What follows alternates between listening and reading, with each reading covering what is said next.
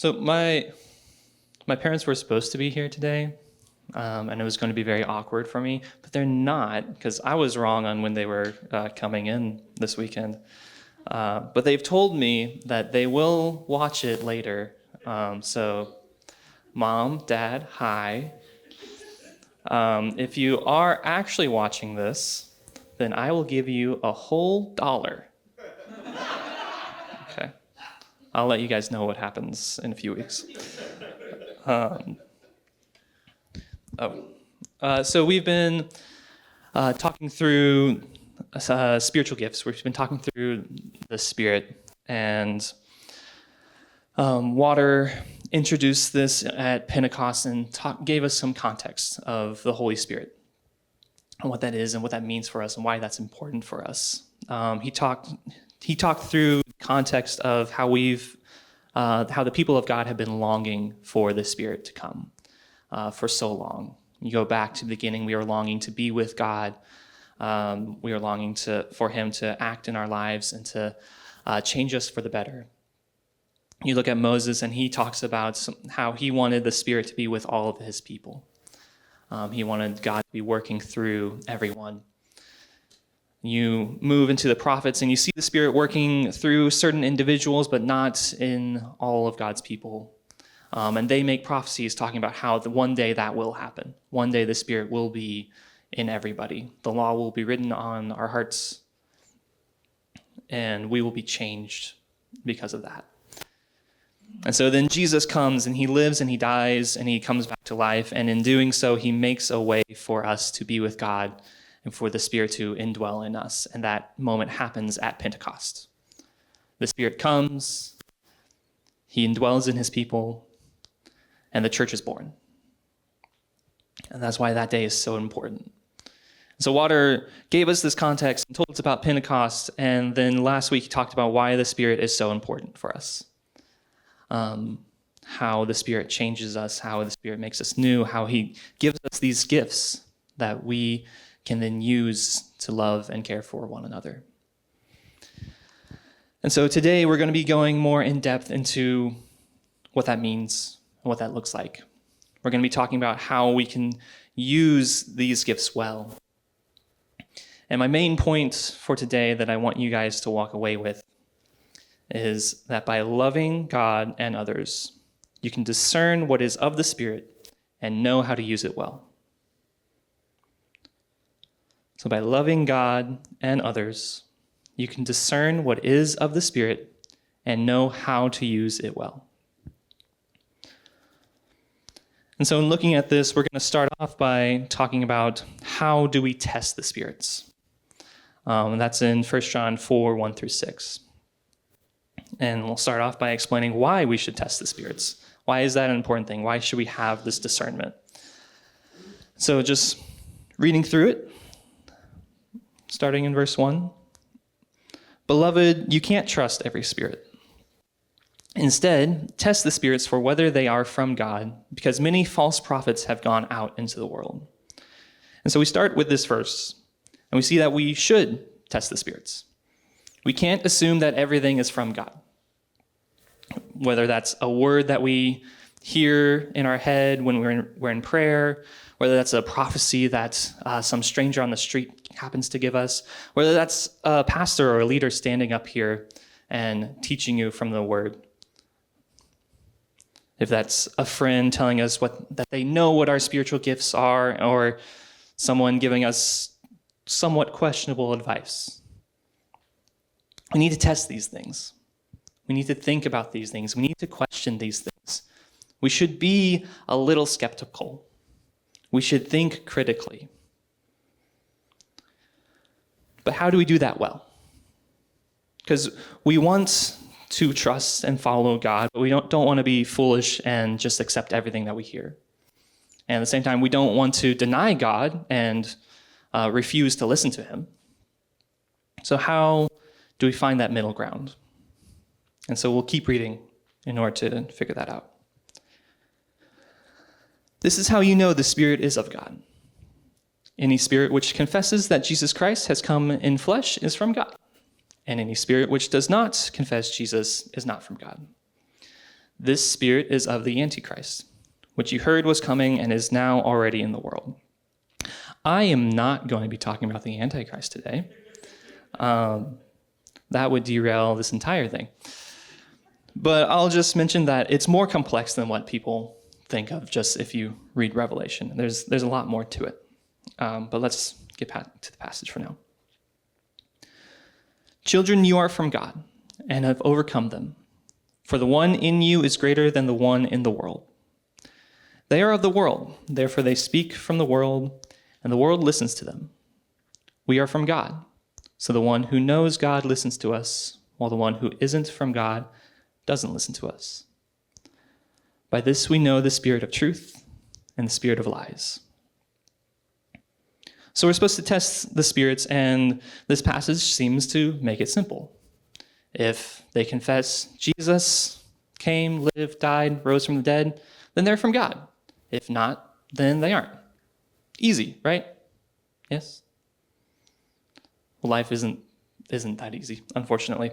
Things are more complex, and the Spirit, when you hear something, it doesn't necessarily mean that it's just going to outright say, Jesus is Lord, now listen to me. I wish. So you see, putting this in context, John is pulling from a very long tradition of how to determine if someone is a false prophet or not. And so by context, I mean, let's go back to Deuteronomy. God warns his people of false prophets who will come. He speaks to them in Deuteronomy and tells them, yes, prophets will come, and there will be people from me after Moses. But there will also be people who are not from me and say they are.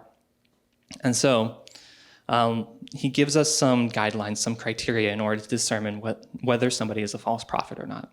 So this is in Deuteronomy 18, verses 18 through 22. That is the AC, that's not me. Okay. So Deuteronomy 18. I will raise up for them a prophet like you from among their brothers, and I will put my words in his mouth, and he shall speak to them all that I command him. And whoever will not listen to my words that he shall speak in my name, I myself will require it of him. But the prophet who presumes to speak a word in my name that I have not commanded him to speak, or who speaks in the name of other gods, that same prophet shall die. And if you say in your heart, how may we know the word of the Lord has not spoken? When a prophet speaks in the name of the Lord, if the word does not come to pass or come true, that is a word that the Lord has not spoken.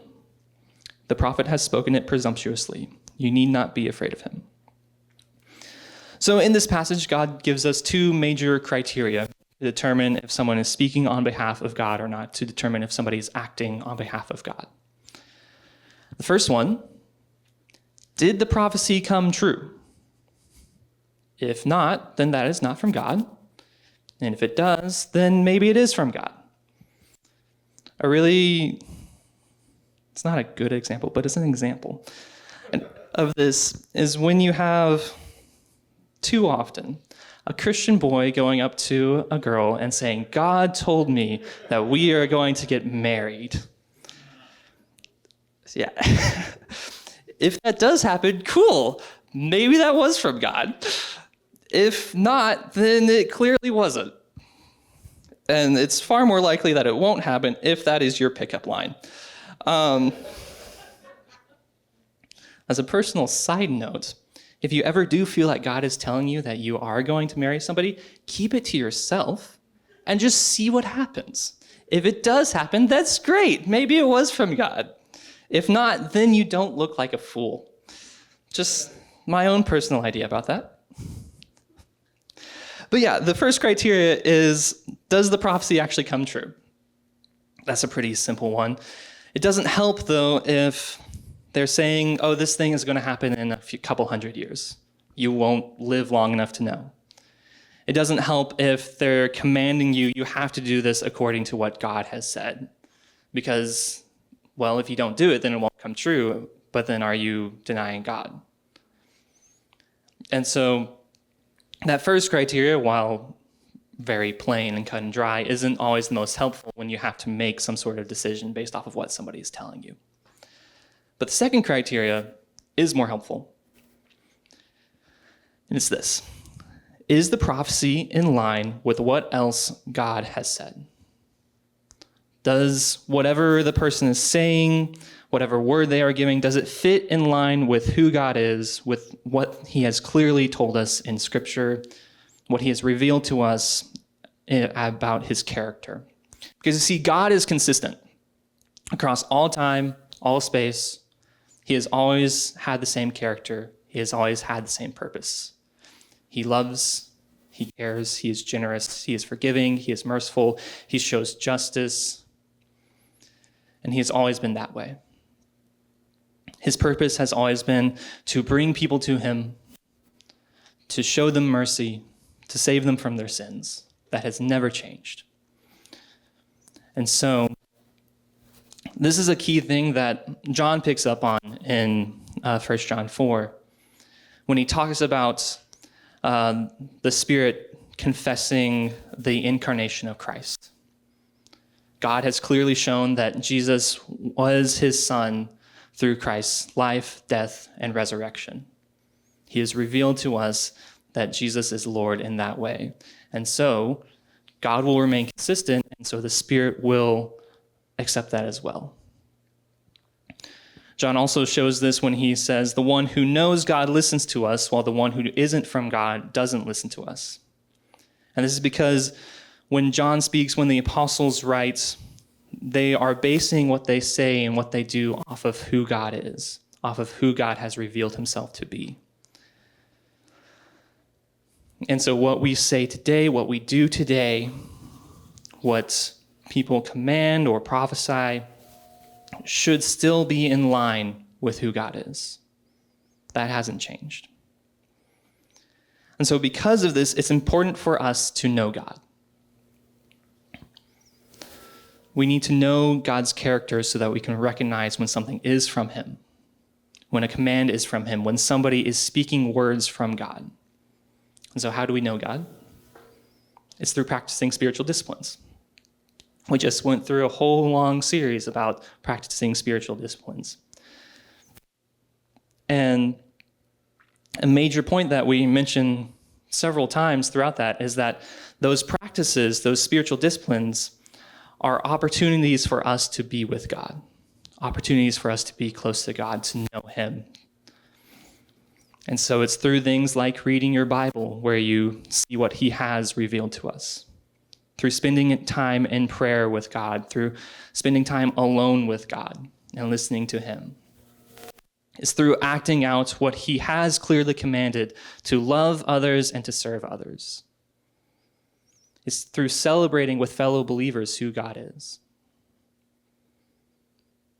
In all of those ways, you get to be close to God, you get to hear who he is, you get to know him more. And so it's important that we find ways to be close to God, so we can know when he is speaking and when he isn't, so we can see when he is acting, so we can be sure of his character and test these spirits. And so the first major thing is knowing God. And the next one is knowing each other. When we look further in the Bible, we see how to discern the spirits in ourselves and in others. This is in Matthew chapter 7, verses 15 through 20. Jesus talks about false prophets and tells us how to discern whether the spirit is in others is from God or not. So he says this: "Beware of false prophets who come to you in sheep's clothing, but inwardly are ravenous wolves. You will recognize them by their fruits. Are grapes gathered from thorn bushes or figs from thistles? So every healthy tree bears good fruit, but the diseased tree bears bad fruit. A healthy tree cannot bear bad fruit, nor can a diseased tree bear good fruit. Every tree that does not bear good fruit is cut down and thrown into the fire. Thus you will recognize them by their fruits." And so we're supposed to look at each other's fruit. We're supposed to look at people who claim to be prophets of God. We should look at their fruits. Well, what does it actually mean by fruit? That's an important thing.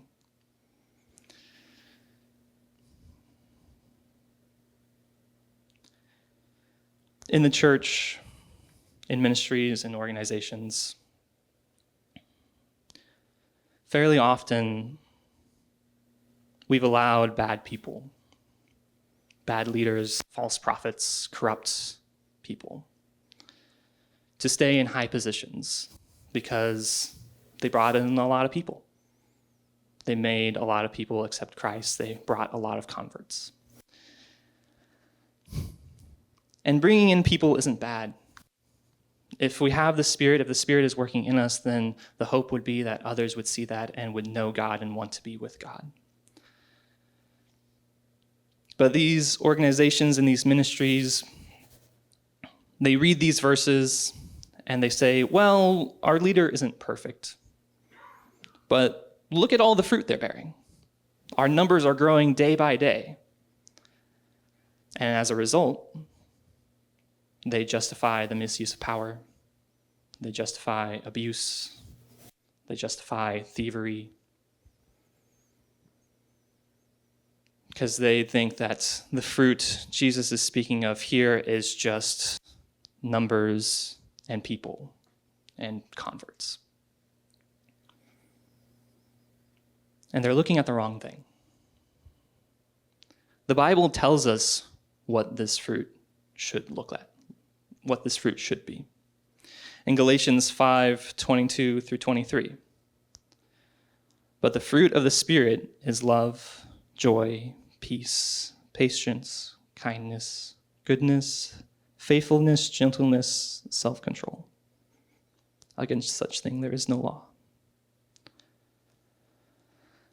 And so this is the type of fruit that we should be looking for among leaders. This is the type of fruit that we should be looking for among people who say that they have the Spirit. And it makes sense. If you have the Spirit and you have His gifts, you should also have the Spirit's fruit as well. And so it's only by personal relationships that you can see somebody's fruit. Sure, you can kind of get an idea from things that they say and things that they do, but it's really with those personal relationships that you can begin to see who somebody really is. Because I can be whoever I want to up here and be somebody completely different out of here. And so we should have these personal relationships so that we can know that somebody has these fruits. And they're not going to be perfect. Nobody is going to be perfect. Nobody up here is ever going to be perfect. There is only one person who is, and his name is Jesus. And so we're going to be imperfect, but there should still be a desire to have these fruit. There should still be an effort to live them out. And that's what you want to look for. And so you have this personal relationship with somebody and you're able to see their fruit. You're able to see their gifts even and see them at work. And at the same time, other people can know you. Other people can see your fruits and know your gifts as well. And it's in that personal relationship where you're able to better determine or discern the Spirit in people, how it's working, what God is saying, what God is doing. So that's how we discern the Spirit. That's how we test these spirits. So how do we use spiritual gifts well? Well, Paul talks to the Corinthians about spiritual gifts because they were not using them well. From what Paul describes, there was a lot of infighting and division. There was jealousy over who had what spiritual gift and pride over having a certain spiritual gift rather than another. There was all this showing off that seemed to be happening with speaking in tongues. And so he tells them that's not how you're supposed to use spiritual gifts. He tells them the point of spiritual gifts is to build up the church. And so at the end of 1 Corinthians chapter 12, he mentions this. And so this is 1 Corinthians 12, verses 31 through 13, verse 3. But earnestly desire the higher gifts, and I will show you a still more excellent way. If I speak in the tongues of men and of angels, but have not love, I am a noisy gong or a clanging cymbal. If I have prophetic powers and understand all mysteries and all knowledge, and if I have all faith so as to remove mountains, but have not love, I am nothing. If I give away all I have, and if I deliver up my body to be burned, but have not love, I gain nothing. So it's out of love for others that we should be using our gifts. Love is the foundation for how we decide to use our gifts. And this makes sense. Love has been the foundation of everything that God has done. Love was the foundation of God sending his son. Love was the foundation of Jesus living and dying and rising again. Love was the reason that God sent his Spirit and that he indwells in us now. And so we shouldn't be surprised that it is this love that determines how we should use our gifts. The purpose of the gifts is to use them to love those around us, and by loving those around us, we build up the church. So that's how we should use our gifts. Now I want to give you 2 applications for using these gifts. The first is to ask for gifts. Ask for the gifts that we need and then use them. Our God is generous. He wants to give. You can see how open he is to us asking for things all the way back when Moses asked to see God face to face. And God was willing to work something out with him. You can see how Paul, when he talks to the Corinthians, he tells them, ask for these gifts. In James, he mentions that you can ask for wisdom from God. So you can ask for these things from God, and God will listen. He is generous, and he wants to give gifts to you. When you look at what Jesus had to say, it's in Matthew 7, verses 7 through 11. Ask and it will be given to you. Seek and you will find. Knock and it will be open to you. For everyone who asks receives, and the one who seeks finds, and to the one who knocks it will be opened. Or which of you, if he has a son, who asks him for bread, will give him a stone? Or he asks for a fish, will give him a serpent? If you then, who are evil, know how to give good gifts to your children, how much more will your Father who is in heaven give good things to those who ask him? Our God is a good Father who wants to give good things to his children. So ask that you can hear him. Ask that you may discern his Spirit. Ask that you may have his Spirit, that your eyes may be open to see God, to see his kingdom, see how he is working in you and those around you. He's not some sort of genie who's granting all of your wishes. He's a good Father who will give you good things. And sometimes that's not what you expect it to be. When you ask for something, you might not get exactly what you asked for, but you will get what you need. And so ask for these things. It is risky. It is dangerous to ask for the power of the creator of the universe to be in you, to work in you, to speak directly to you. That's a dangerous and terrifying thing because you won't be the same. You'll change in ways that you never expected. But it is amazing. And it is wonderful to have the Spirit of our loving Father in you, healing the scars in you, setting you free from burdens, from pains, from guilt and shame, from anger and hatred. in filling you with joy and love that overflows to those around you.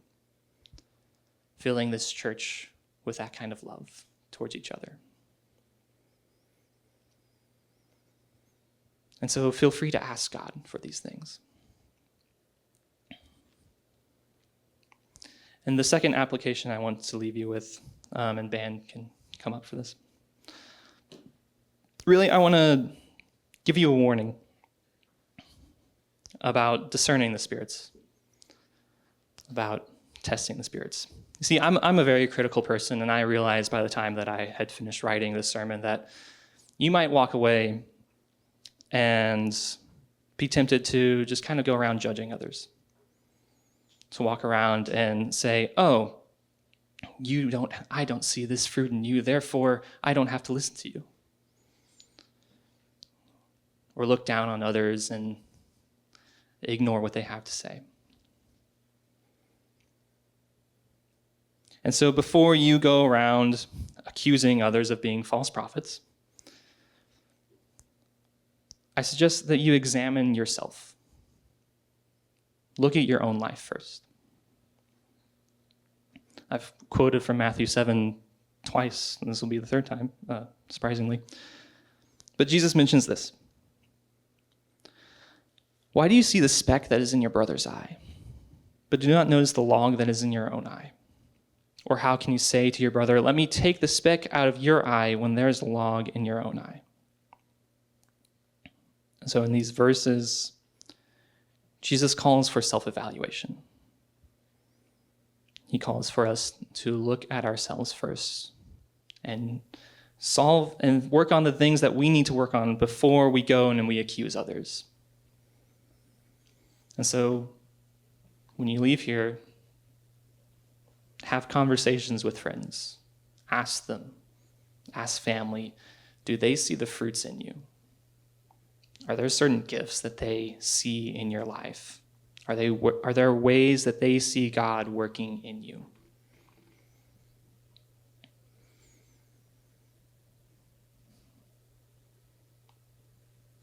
And if there isn't, if they don't see those things, maybe that's something to work on. Maybe that's the first thing that you should ask God for. That He would fill you with His Spirit. That you would have these fruits evidence in your life. So now we're going to move into a time of communion. The elements are in the back. Take those and come back to your seats, and then Eddie will lead us in communion. For right now, I'll pray.